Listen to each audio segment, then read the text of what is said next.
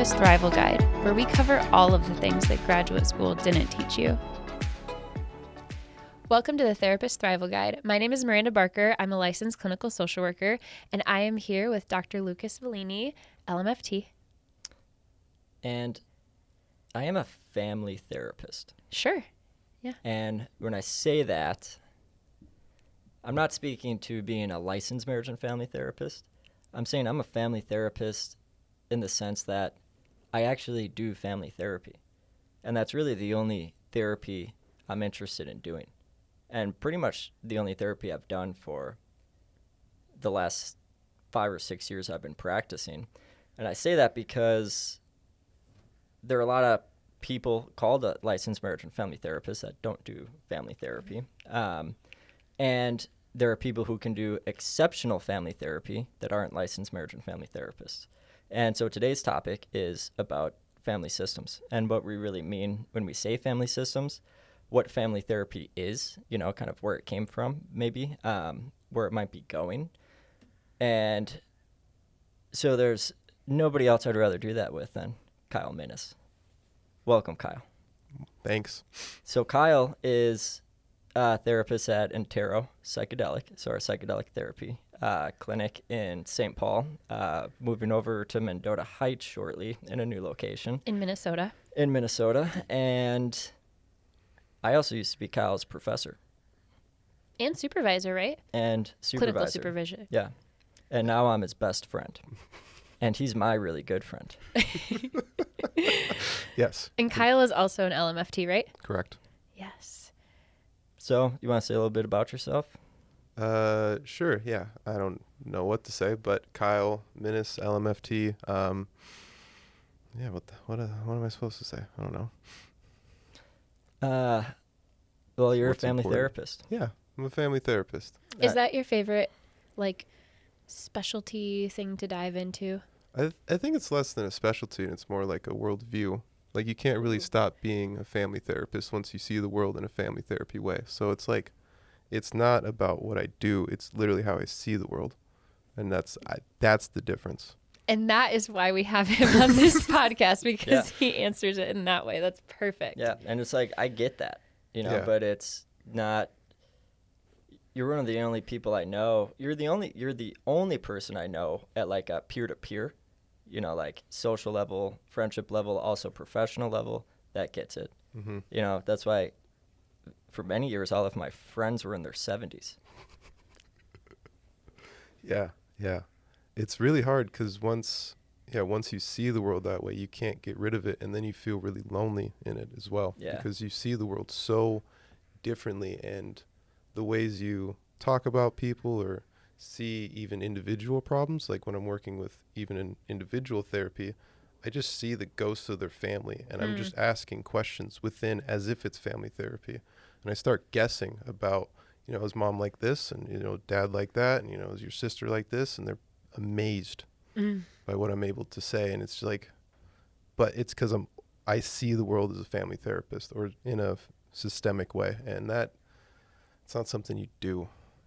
And it informs every single intervention and action you do. And yeah, it's like, there's not many of us. And like when you can truly see a family as a system, and like one of the things is, like when I think of a family, I don't think of how many people are in the family. Like I think of one thing. I think of the family as the system. Like it's one thing to focus on. And like when you really dig through cybernetics, like you're also the only student I ever had who read Bateson's Steps to an Ecology of Mind well in your master's program, and when it wasn't even an assigned text. Yeah, I just read it for my free time. And that book took me, I spent years with that book. Yeah. Like to get it all to click. Yeah. But and that's the thing about family systems therapy or family therapy that I think a lot of people don't get. I think even a lot of MFTs don't fully comprehend it, just depending on what program they went to and how it was emphasized. But the foundation of marriage and family therapy is based on theoretical models that have nothing to do with healthcare or the medical field or the social or behavioral sciences. It was like cybernetics, and general system theory. Cybernetics is largely was birthed out of mechanical engineering. Mm-hmm. Like it's a theory to explain how mechanical systems function, largely. And actually, the space program Star Wars and its ability to take down another missile, and it's using a missile to take down a nuclear missile, Yeah. and the relationship between the two that has to continually change its feedback position. So Yeah, it has so nothing like- to do with humans. And like the like we've all seen Top Gun. If you haven't seen Top Gun, that's okay. But What- if you what haven't seen movie is Top that? Gun Maverick, Just kidding. it's maybe one of the It's- greatest movies ever made. well, yeah, just skip past the But anyway, story.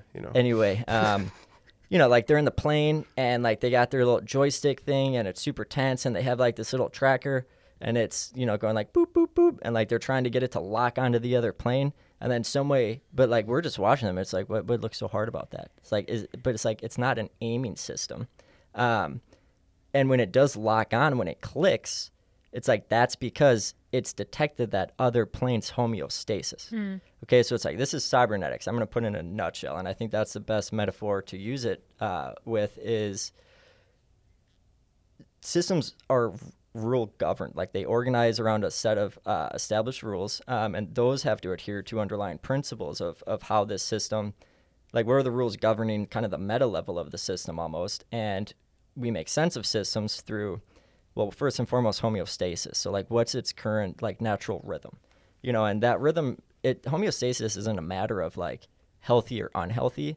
It's like whatever the homeostasis is, it's just what the homeostasis is. And even if it's dysfunctional, it could still be functional for the system because the system knows how to be dysfunctional, and so it's all about predictability. So even when things are chaotic and unpredictable, there's a predictability to the homeostasis that the system is going to be chaotic and unpredictable. And the way that they balance homeostasis is through negative and positive feedback loops. And when we say negative and positive feedback loops, it has nothing to do with good or bad. It's about negative feedback loops are about conservation. Positive feedback loops are about like change, adaptation, doing things differently. And so to maintain homeostasis, it's like you got to balance negative feedback loops, so conservation with progress. Like if the system stays too rigid and there's too much conservation, it's going to die. If the system loses all conservation and it's constantly caught up in positive feedback loops to the point where it's changing beyond the point of even being predictable and its unpredictability, the system's going to die. It's going to fall apart. And so it's all about kind of like the tug and war and how the system dances to maintain homeostasis. And so, again, and homeostasis is when the system becomes predictable. And so back to the two fighter jets, like when you're on the tail of another plane that you're trying to shoot down, it's like you need to track it long enough so the system that's trying to lock onto it can start to predict its next move. And so that's why fighter pilot training, like when you're trying to escape an enemy aircraft, and this is one of many things that makes the notion of being a fighter pilot insane. Like 0.1% of humans are capable of fulfilling that role. It's like you're in the most high-stress situation imaginable. You're flying a $1 billion plane a million miles an hour while someone's trying to shoot a missile at you, so you die. And as you're doing that, you have to maneuver in ways that never falls into a predictable pattern, which requires an incredible amount of like cognitive thinking when you're under that much stress. But as soon as your maneuvers of trying to get away from the plane become predictable, that's when it turns green. It's identified your homeostasis. Missile hits the plane. Maybe you ejected, maybe you're dead. And so this guy, Gregory Bateson, like listened to someone say everything I just said, and he was like, oh, that's a family. Yeah. And Well, that's where family therapy came from largely. yeah. And he learned it through his studies in anthropology in New Yeah. Guinea and saw the same kind of balancing system that would happen. And so in New Guinea, the culture, let's say, is more masculine, but there'd be one day of the year where they would all the men would act feminine and the females would act masculine. And he had no understanding why. That's so great. Yeah. I love that. So all the men would act, they'd wear dresses and like do like the womanly stuff, and the women would act manly. And so it kept balance in the system for the whole year. But yeah, and I think he made a word up for it. He had to No, make up- Naven. It was called Naven. He had to make up so many words. Yeah, Naven was what it was called. Mm. That system within the New Guinea tribe, and then he just kind of brought that from the anthropology, and then there was the probably the 1930s when like Bertalanffy was reading about general systems theory and like, Which is like a lot of mathematics. yeah, in the mathematical aspect. There was the biological part with germ theory. There was a lot of things coalescing to create the idea of systems theory, and then that was applied to families in the 60s with the Palo Alto group, which was Bateson, Vocevic. It's Yeah, tier. the first people doing like legit like couple and family therapy. Yeah. But not in a way where it was there were folks trying to take psychoanalysis, like the transgenerational people like Bowen, object relations. They were trying to take psychology and make it systemic, you know, and like do what the psychologists are doing with individuals, but apply it to a family system. MRI in Palo Alto, they worked with Bateson, who was a guy who just had these crazy theories from mechanical engineering and mathematics. And, you know, he was a multidisciplinary thinker, so he couldn't get a job at a university because they'd be like, what department do you want to work in? And he'd be like, all of them. Like every single one. Like, I need to choose one? That's ridiculous. His job title at Palo Alto was theoretician. Yeah. He was never a clinician. He never actually worked with people, but he advised all these people to do systemic therapy interventions that were insane and brilliant. Mm-hmm. That's where they were doing like all the paradoxical interventions. Mm-hmm. And I love paradox. Mm-hmm. It terrifies most people Yeah, it's hilarious though. because they don't get it. It's Yeah. not taught well. Like, it's difficult to teach paradoxical interventions well. And a lot of professors teach about it as if like it's extinct, like it's a relic. Yeah, you know, which and is it's so like sad. this is what they did, but you know, Yeah. we don't do that anymore. And it's Well- like, what are you talking about? Well, give me an example of that, of like a paradoxical Someone intervention. someone continually asks you for advice, right? You get a client that's like, well, I need to do this, I need to do that, and you as a good therapist, you're going to give them good advice. So you tell them to go meditate or do yoga. A paradoxical intervention, well, first you have to figure out what the homeostasis is, what the general plan is, which they ask for advice, you give advice, they reject the advice. So a paradoxical intervention would be to ask them if they've tried heroin, which does that. And so what they do is like, that's stupid. And then they make their own decision. Mm-hmm. So they stop asking for advice. And so you figure out what the bigger system is, the bigger plan of it, and then you make an intervention at that, which is paradoxical at the first level, which is the advice one. But at the bigger level, it's actually the correct intervention. and it's like it's based on resistance. Yeah. You know, and so resistance is like what Bateson helped figure out about family systems is families want to change, like at the surface level. That's why people come to therapy. They're like, I want to change. Things aren't going the way I want them to go. I want them to go differently. But because of, like, when we started to understand families as rule-governed systems that demand homeostasis resists change. So their current state of homeostasis they come into, every single dynamic that governs their family system, even if you're an individual, like your individual role in your systems, all those powers are at play to keep you the same. Like, they want things to stay predictable. And that's like Virginia Satir, one of my favorite quotes, her finding of, and she was trained at MRI. She was their initial clinic director. And then she just couldn't take the toxic masculinity of Jay Haley. She's like, I need to get out of here and go be a global humanitarian and just save the whole world instead of just these rich people in Palo Alto. People prefer the certainty of misery over the misery of uncertainty. Mm-hmm. And so these people are coming to therapy saying they want to change. And what they noticed to be super ineffective in all the other therapy models were the therapist was like, great, let's change. You know, and they didn't anticipate the fact that you're saying you want to change, but you're actually here to resist change. So my first battle is to outmaneuver the resistance. And when somebody's resistant to change, if you respond to that by trying to help them change and put more force toward them changing, that just strengthens the resistance. Because anything that's resistant, it's like the more pressure you add to what's resisting, it increases. It doesn't get weaker. And so they said, you know, what their idea was, and this is paradoxical intervention, instead of trying to combat their resistance, we're going to outmaneuver and kind of trick the resistance and use it to our advantage. And so instead of getting people, when people are doing something that's not helpful that they want to change, instead of trying to get them to start doing something differently, paradox pushes them deeper into doing more until their system organically starts to resist staying the same. And so like the resistance can kind of flip-flop.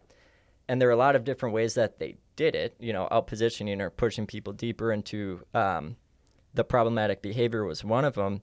But ultimately what you're doing there is you're getting them to break one of the rules that's governing their system.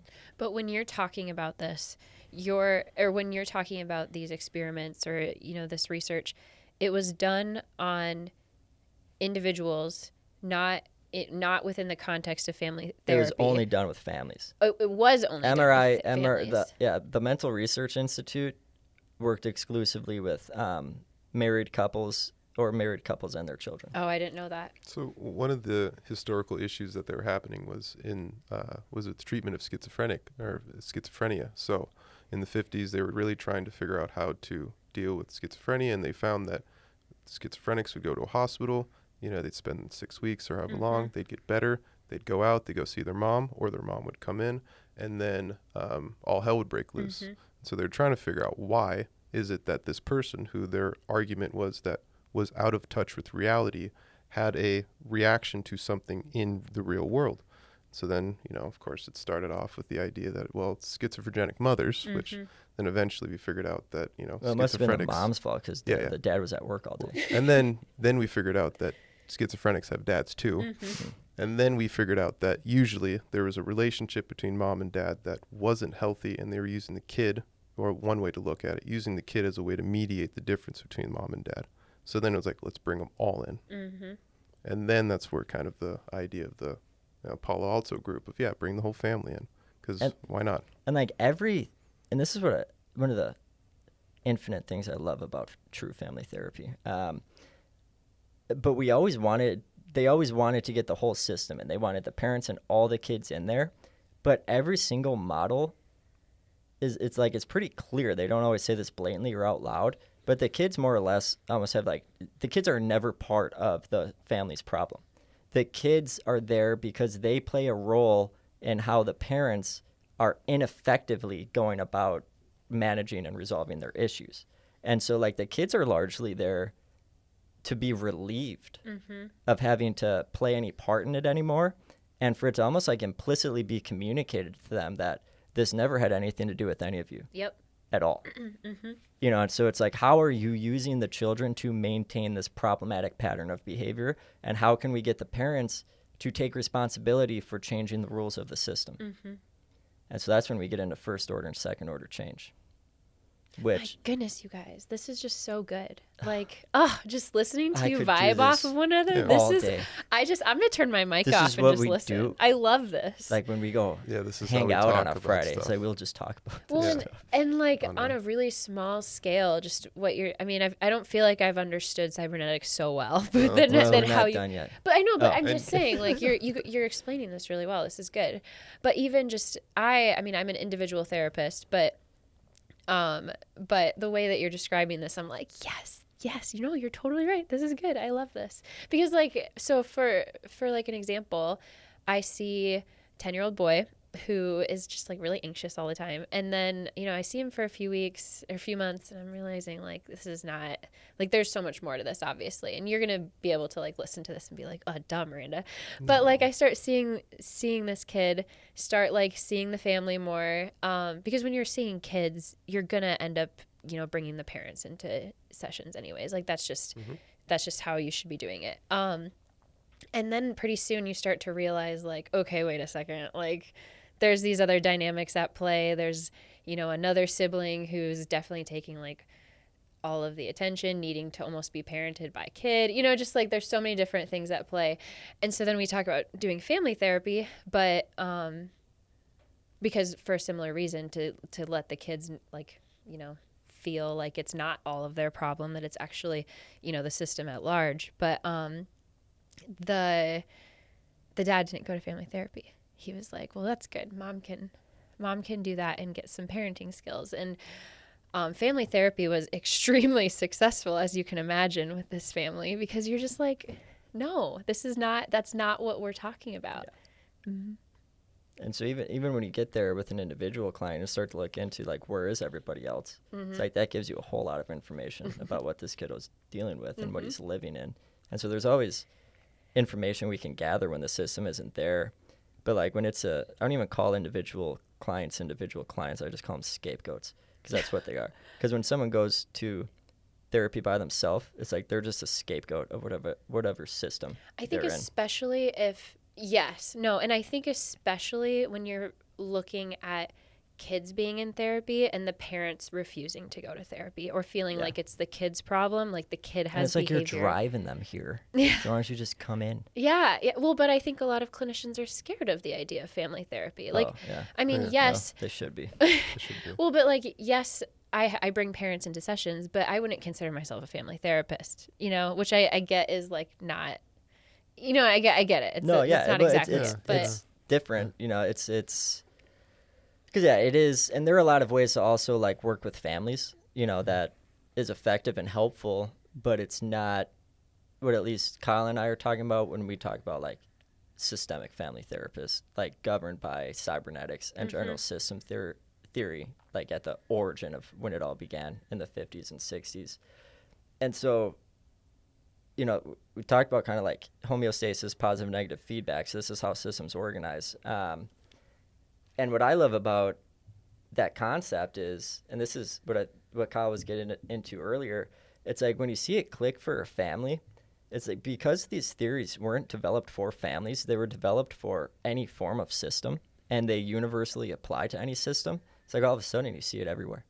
You see it at the office. It's like you see how your social systems organize. We all fit a role or like and then it's not just, it gets much larger. It's like, so I was talking about how systems are governed by an underlying set of rules that make, kind of patterns of interaction predictable. And as they do that, they have to balance conservation and progress, based upon those set of underlying rules. It's like, and I just described U.S. democracy and our Constitution. It's like our Constitution is the underlying set of rules that's governing our social system. And then we have two primary political parties. One's about conservation. The other one's about progress. And it's like, if they did that well, it's like a two-party system could absolutely work. But it's things get problematic in any system when the efforts to conserve and the efforts, to progress and adapt, when they start seeing each other as threats as opposed to like useful functions, that can be helpful. And so when you start to see it everywhere, it's like you see it everywhere. It doesn't turn off. And and it's not only like understanding how the systems function, but it's understanding like how systems change. And that's first order and second order change. And I think this is brilliant because it's like I feel like a lot of models and even some people, it's like they're giving up on second order change, and maybe I should explain them first. But it's like, okay, so because a system's governed by a set of underlying rules, if you're trying to change that system, ultimately what you need to do is change the rules that are governing it. But what gets tricky about that is, and that's second order change. First order change so wait a second. Before you go into that one, could you give me like a family therapy example of like maybe a behavior you're trying to change and how you might do that? I have an example. It's not a family one, but we that could works, probably start there. So let's say this is the one I've been using for a couple months now. So let's say you hurt your left foot, right? You got it hurt, can't walk on it anymore. So you start spending more time on your right leg. That starts to get bigger and stronger, but your left one starts to atrophy. Well, if you then step on your left foot, it starts to hurt even more. So you start stepping on your right foot and using your right leg more, but then that starts to get really painful. So then eventually you come into therapy or someone asking, can you help me make my right leg stronger? Right? Which would be skills. It would be other things like that. First order change would be to help them make their right leg stronger, which is not going to work long term because you need to be able to balance the system out. So second order change is to look at the other problem that the first problem is trying to help. And so you go up a level of analysis. So basically at least how I see it, every problem someone comes in with, that's not the problem. That's the solution to a bigger problem that's much scarier. The ineffective attempted solution. Yes. Or it's not working anymore, right? And maybe at an individual level, depression. Depression is, or at least how I would see it, is anger pointed at yourself, because that's safer than being angry at the person who you depended on. So the problem would be is being able to lose that person. You don't need the depression anymore. And if you need to be in a position where you need them dependent, or if you're dependent on them, being depressed puts you in a position where they will take care of you instead of maybe being angry at you or something else. And so, when you talk about that, it's like, okay, you have to figure out what's useful about this issue that's helping them out. Because one of the things that I don't think makes any sense to us, or no one's ever asked, is like, why do people have mental illness? Like, why does that make sense within the biological system that we have? If not, like, why would we have that? Why would we have the ability to be very anxious or be depressed or schizophrenic? Like, it has to be functional at some level of analysis, even short term. So it's those questions that, a family systemist would ask. Or another way maybe to put it is, within this framework, maybe it's not answering the question, but the idea of like, it's not why does this person have depression? It's like, how did this family create someone that could have depression? Yeah. So it's like mom and dad bring in their 12-year-old son to therapy because he's acting out. So the problem that they're identifying is that the son's acting out. You do an assessment, so long as you have the parents there, and, pretty quickly you'd come to realize that, not too long ago, mom and dad started fighting a lot because dad lost his job and things got really strained with finances. And the more that they fought, the less attention they were paying to their son. And one day, the son was feeling down about it, so he was just more disinhibited. And he acted out at school and hit somebody. And when he acted out, it's like mom and dad came to school. They had a conversation with the principal. They went home, spent the rest of the night talking to their son about how much trouble he's in, how disappointed they are. But they were talking to their son. Bad press They is weren't always good press. Yeah, it's like mom and dad weren't fighting, and they were paying attention to me. And that was a better alternative than mom and dad fighting and not paying attention to me. And so he just keeps acting out, because when mom and dad start fighting, if I act out, they'll stop fighting and they'll pay attention to me. And so if you try to, and what, like, I this is a wild guess. It's based on nothing. Maybe 3 out of 5 therapists would just work with that kid who's been described as having a behavioral issue. Right. Hopefully less than 1 out of 5 therapists would diagnose him with an oppositional defiant disorder.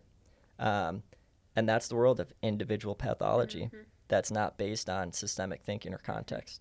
And so first order and so families will find all sorts of different ways to change the behavior that's maintaining the problem to trick themselves into thinking they're changing when they're really not changing at all. And so an example I use is, if you had, and this was from an old colleague of mine, another old professor of Kyle's, McMahon, shout out.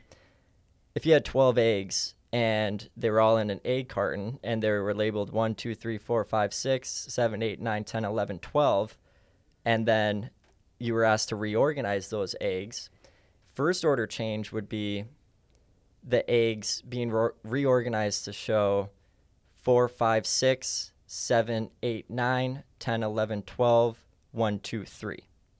And so that's first order change, because they're in a different order, but they're still governed by the same set of underlying rules, which is 3 comes before 4, 5 comes after 4, 6 comes after 5. And so it looks different, but it really hasn't changed. Second order change would be opening that carton of eggs and seeing it say 6, 3, 1, 7, 9, 12, 11, 10. And so now the system's reorganized in a way that changed the underlying rules that are governing it. And so it's like, that's the change you want to target with families. And so the way you help that kid to stop acting out is to get mom and dad to find a more effective way to manage what's driving the conflict that led them to just start arguing and ignore their kid. Mm-hmm. And so the kid really doesn't have anything to do with that, but it's critical that he's there. Mm-hmm. It's critical that he's there so that he can realize it's a family issue and not just Well, first and him. foremost, it's critical that he's there because him being there is the only reason that mom and dad are there. Mm-hmm. Yeah. And mom and dad don't know that they're more so the client Yeah. than he is. And you need to maintain that illusion for them Mm-hmm. just long enough. You know, it's like you need to join with them at that level because that's your only hope of joining with them. And so it's like if you really want to help that kid in the most efficient way, that will really require him to not have to do anything because he's a kid. Mm-hmm. He shouldn't be worrying about like how to change his behavior so his family could be less stressed.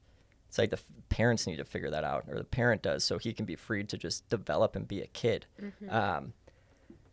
And so, you know, kids are leveraged to get mom and dad to take greater ownership of governing their system in ways that are going to be efficient and stop displacing that onto the children and using them as scapegoats.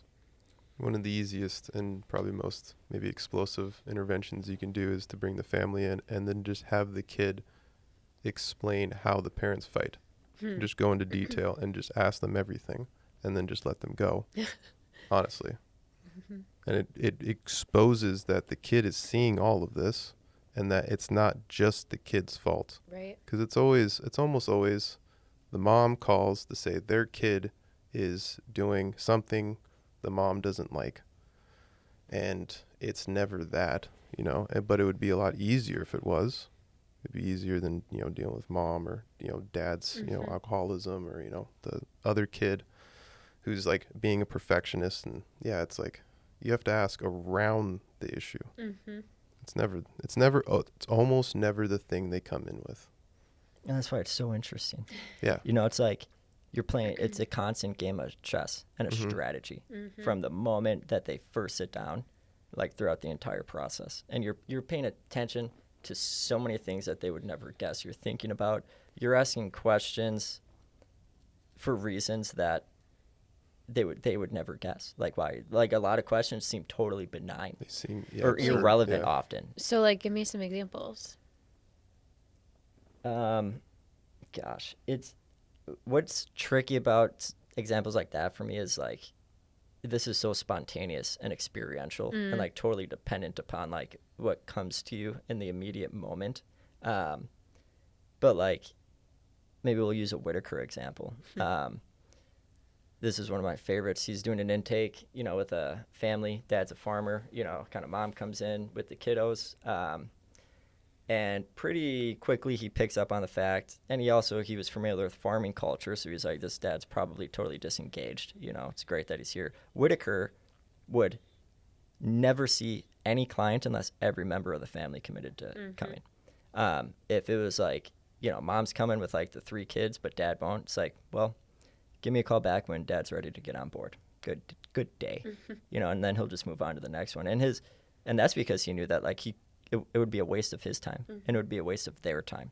And so, you know, he picks up early on that mom's overstressed because she's getting no attention. The kids barely have a dad. You know, dad's depressed, you know, as hell because he just, you know, is living on a tractor, totally disengaged from his family.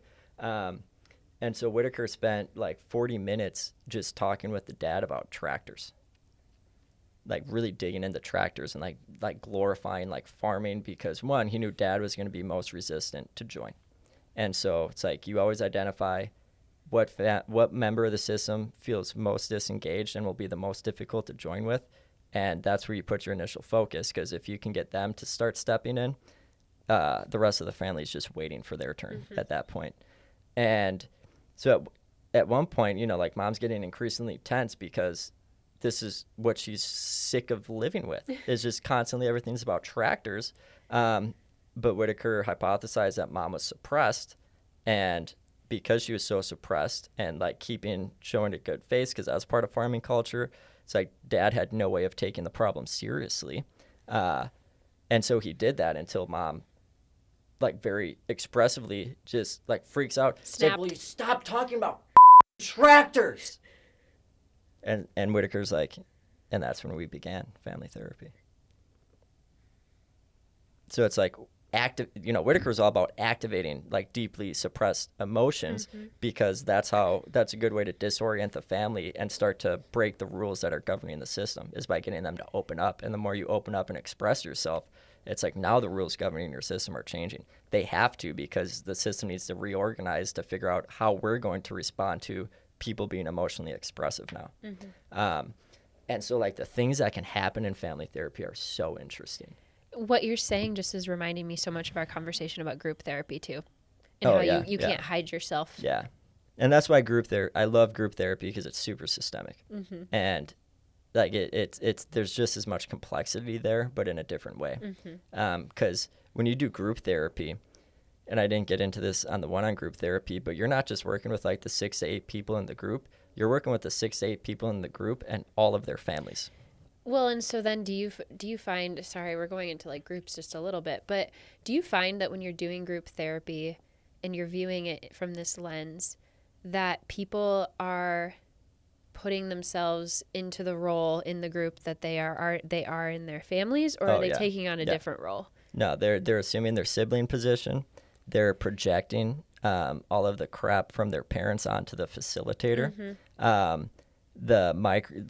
And in their sibling position, it's like they're projecting their different parts from some of their siblings onto other group members, and so like the group itself becomes much more of a family system than it does just a group with like a facilitator that's kind of in it and kind of out of it. But it's like all of their family systems are getting spilled out onto each other, so that can get pretty wild too. What's one of your favorite family therapy interventions you've done, or paradoxical interventions? Wait, so before you go into that, we're talking so much about paradoxical interventions.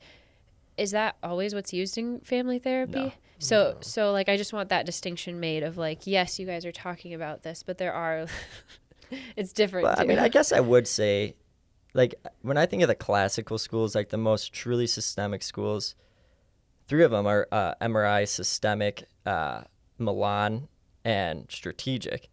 And all of those were more or less fundamentally organized around paradoxical intervention. Or at least paradox was a component of all of them to different degrees. But even with the other 2, I would include our symbolic, experiential, and structural family therapy. And Mnuchin and Whitaker absolutely use paradox, but in very different ways, like much more subtle ways. Like Whitaker's was more about absurdity and spontaneity. Mnuchin's was sneaky. His was the sneakiest, the ways that he would use paradox in his work with family systems. And all of these people, too, they only worked with family systems. And these were the models developed not as an extension of psychoanalysis, but truly just for the profession of family therapy. So we can talk about like how this stuff all comes together. Yeah, any intervention that works at the second order level is what a family therapist would do. So it's just breaking the general bigger rules. And paradoxical is one of the easiest ways. I think what Whitaker would do is he'd figure out I guess it's hard to figure out Whitaker, but because I've been thinking about it for 5 years now. I think if everyone in a family is playing a role, what Whitaker would do is just be him, and he'd be crazy, and he would say something that would make it so you would have to say something you've never thought of before, and that would break the rule. And so he would just, and I've been doing this more recently, it's been great, is to focus kind of into my stomach and then see what random image pops up and share it. And it's not a hallucination, but it's like a very intense image, and it's usually an example, a symbolic representation of their problem. And as I'm saying it, it's so insane that they have to react on the spot. They can't use their old role system. So that breaks the rules of their role. And so if I do something weird or say something weird, at least that's how I've understood Whitaker and how he's been able to do it. So yeah, it's not like an intervention. It's just him being weird and okay with it. But it's an intervention. You break a rule by doing that. They have these preconceived notions of who a therapist is, how a therapist should act, and that's because they're governed by expectations of who am I, how should I act, and so when you shatter those expectations, but you do it in a way where it's like there's an initial shock to it, but then it's like, but what was actually like wrong about what? Yeah, yeah. Like there's yeah. like they realize that like everything's fine. Yeah. Like it's okay that he just did that, and so then that starts to give them permission to be more disinhibited, to be more free, and that is why Phil Stutz told Jonah Hill that he fucked his mother. Mm-hmm. I knew this was going to go back to Stutz as you were talking. That is why, though. Yeah. Like, I have no question that Stutz is familiar with Carl Whitaker and his type of work. Yeah. Although I do think that comment was, number one, inappropriate, and also just, I don't know if it was, do you really think that comment was like purposeful? Like he thought he would. Super purposeful. See, I don't know. I think Super that was purposeful. him being like, and again, trying to be funny or something. Well, I mean, he was already plenty funny enough. And again, that's something that I would guess he's never done with any other client before. Yeah. And will never do it again with another client. Oh, he because sure like won't. you don't replicate stuff like this. It's all just spontaneous and in the moment. Mm-hmm. And that's what makes it authentic, and sincere. And that's what nurtures and strengthens the therapeutic relationship to the point where the client feels enough safety and security to allow themselves to actually be crazy with you and to be disinhibited. And one of my favorite rules that Whitaker identified was there's only enough room for one crazy person in any family system at any given moment. And so Whitaker would often, when someone was starting to act a little crazy, he would just be more crazy than them. And by him activating a higher degree of craziness, the other person just regulates. Yeah. And I do that with my children every opportunity I get. I like that quote. Can you say it again? Because I do think that is... There's only enough room for one crazy person at a time in any given system. Mm-hmm. So you were going to share like an intervention or a paradoxical... Oh, you talked about one paradoxical intervention. I'm curious, though, can we talk about like any other interventions that you guys will use this is one of my favorites. Families? And again, it's like... I've honestly, very rarely have I ever done like the same intervention twice. I'm sure I've done things that resemble itself, but the method that informs the intervention is always the same. And it's everything we've been talking about. And so I at one point planned on, writing a peer-reviewed article about this, but I'm a YouTuber now, not a professor. So I'll just share it here. And this is this situation is pretty common, at least in the demographic of couples that I was working with. And so this is an intervention I used a couple times. And both times it was super effective. Situation is, mom and dad, their kids are, older grade school, middle school. They've been married for, probably 10 years, 11 years. They're in their mid 40s. And I was working with all like higher income couples, and so it's like they have a fine marriage, like there's nothing that's necessarily like awful or dangerous, it's like they're just struggling. They want to have a better relationship. Pretty common issue is wife starts to lose interest in having sex, and so and that's a symptom of a deeper systemic issue. But then that becomes the issue. And so, the mom is not as interested in having sex to the degree that the husband is. He's feeling dissatisfied. So a solution that they come to on their own, and this is what comes into my office, but this isn't identified as the problem necessarily. It can become a problem is, she's like, well, why don't you just go watch porn and masturbate? Mm-hmm. And so it was like, you'll get your need met.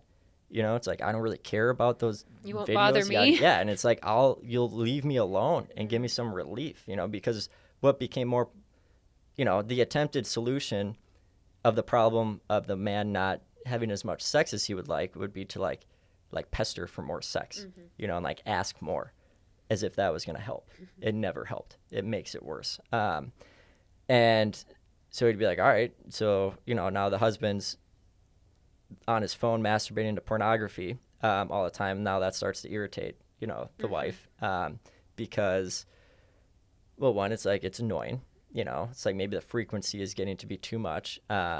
Maybe some insecurities, about maybe they catch a glimpse of what, the brand of videos that they're watching. One of them was like, I had no idea porn was in 4K. And like that made her change everything about porn. Like, I don't know what she was thinking. That he could see too well? Yeah, like she was like, this is way too clear. Oh my gosh. And, and the more that he would just get accustomed to masturbating to pornography, the less interested he became in pursuing her for sex. And so that was another dynamic that started to become problematic, was that it's like, I didn't want you to pester me all the time, but now it kind of sucks that you don't seem to ever be interested in having sex with me. But he was like, I'm going to get rejected, and this is easy. And I know how to do it. And so the intervention, instead of, so she was, the problem was he needs to stop watching porn, and he was like, well, we need to have more sex then. And I do have a rule around, I don't really let men establish a goal of having more sex, because it's like, I can address relational issues, but like, if you're looking for me to like tell your wife to have more sex with you, it's like, and I say this pretty like visually, like I just say, I was like, I don't think it would be appropriate nor helpful if I were to, kind of suggest that what your wife should do is open her legs and allow you to insert yourself inside of her body. And then they usually get it. They're like, okay, I don't expect you to do that. But anyway, the solution I found for this was, it's like I couldn't just tell him to stop watching porn. I didn't want to, and I couldn't tell her, we'll just have more sex with him then, if that's what he's wanting. And so my suggestion was, I was like, all right, how about this? You said the videos, because they don't want to stop watching, because they'd be like, you can keep masturbating, but don't watch porn. And they're like, but it's so much easier, and like there's a visual and I can hear, and so I like reflect that to them. So you don't want, the visual and the audio is helpful, and it'll allow you to masturbate at a higher quality of pleasure. You don't want him watching visuals, of women that are just on the internet that you don't think properly reflects what sex is. Would you be willing, for one night, and this is only if they're still having sex somewhat regularly, the next time that you're going to have sex with your husband, let him make a video of it. And then that's the only video he can masturbate to, is pornography that the two of you have made yourselves. And so right away, the guy's sold. He doesn't even need to say it. He's just like, he's not moving a muscle, but he's staring at me and saying, thank you. And the two times I've done it, the woman was caught off guard more, but was like, that seems fair. And so they did it, and they loved it. Like both of them made like volumes.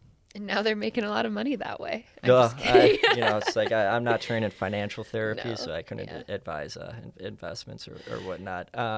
But what that did was it broke a lot of rules in how they started to look at sex. And it introduced a new element and purpose and function to sex.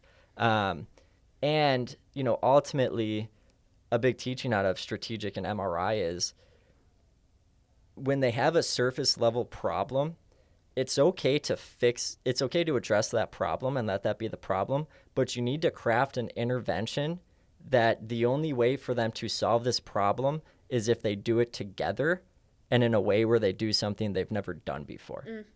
And so, even though I knew that wasn't the problem, I let that be the problem, and I used it as leverage to get them to solve the actual problem by working together to solve the problem that they've both identified. And that's family therapy. It's fun.